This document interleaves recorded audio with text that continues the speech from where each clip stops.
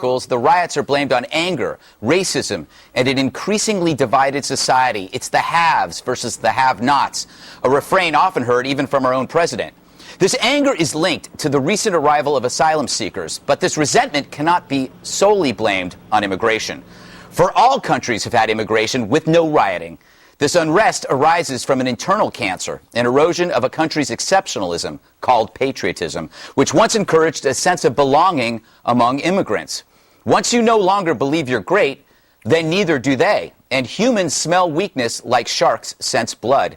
This is the new Stockholm Syndrome. Not simply embracing your captors, but sacrificing your world with nothing but rage to replace it. See the brutal terror killing in England. Now to assimilate is a sign of weakness. For some, a separate identity takes precedence over unity. The melting pot has become an angry buffet. Side by side, we eye each other and wonder why he has more than me. This thinking flows from the top. This is not a good place to be, but it's where we are headed, or worse, beheaded. Nice. Bob, you made a point last night that stuck with me. When people move from places that aren't very good, they should seem happy, or at least welcome the challenge that comes with moving to a better place, a place where there's more opportunity. But what we're seeing now is a different kind. Well, the interesting thing about this, the influx of people from other countries, is they tend to stay together in communities, right? And their own resentment sort of builds. What this is going to have, I think, you watch in the next 4 or 5 years, the ascendancy in Europe particularly of the anti-immigration groups that have been getting stronger and stronger politically. They've had them in Germany, they've had them in Sweden. Matter of fact, they've elected some people to some of the parliaments there. So I think that, but in our own country, the question I raise is, what does this do to the immigration bill? The only thing I think Obama's got left is an immigration bill. What was hanging on that was the Republicans needed it. I'm not so sure now. I mean, I think maybe it survives, but it's a testament. Look, you make a decision to let people come into your country. It used to be that it made it stronger. Mm-hmm. Now it makes it weaker. Yeah, KG, you immigrated from Venus. Yes, California. From California, actually, from San Francisco.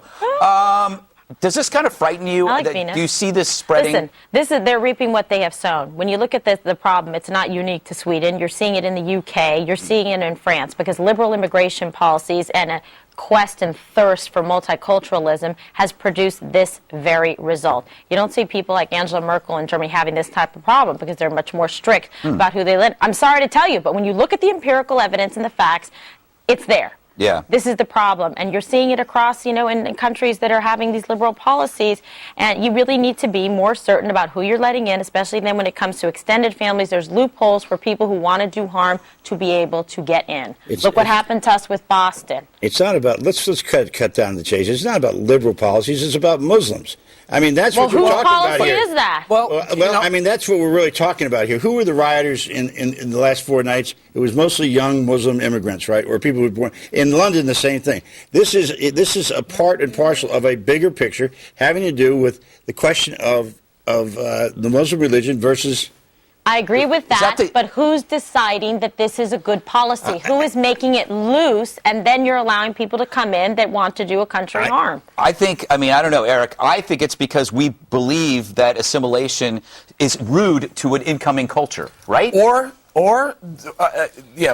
assimilation and there's radicalization. Mm-hmm. What happens is the environments or groups or countries or governments that want to be more diverse and they want to have freer, more open borders, they look for the assimilation, but the radicals look for those same groups, those same countries, those same governments, and say, hey, here's a good opportunity. Yeah. We have an opportunity to go in on these, where they have open borders like this, and radicalize a certain percentage of the population, and they've achieved their goals. So, Bob, to your answer, yes, I think it is the more liberal countries and governments that allow more people in, and the radical Islamists say, that's where we need to target because that's where we're going to Water takes the path of least resistance. So why wouldn't you go to a country that has a liberal immigration policy than trying to get into a tough I think most of those countries where people have come in, they've been fine and they've added to society and they've assimilated fine. I think there's something different going on here. Dana, last word.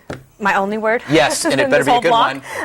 Don't say Jasper. The Swedish are a very generous people. They love their country and they were willing to share it with people. It's not just the immigration policy that's liberal. It's the benefits that come with getting to the country. And what I think one of the things they have to do is if you commit a crime, then boom, your family not allowed in, because that starts to have an effect. The assimilation has to be a two-way street. There's work that we have to do when people want to come into our country to help them get here, but you can't not assimilate into the country and then be angry about it and put people's cars on fire.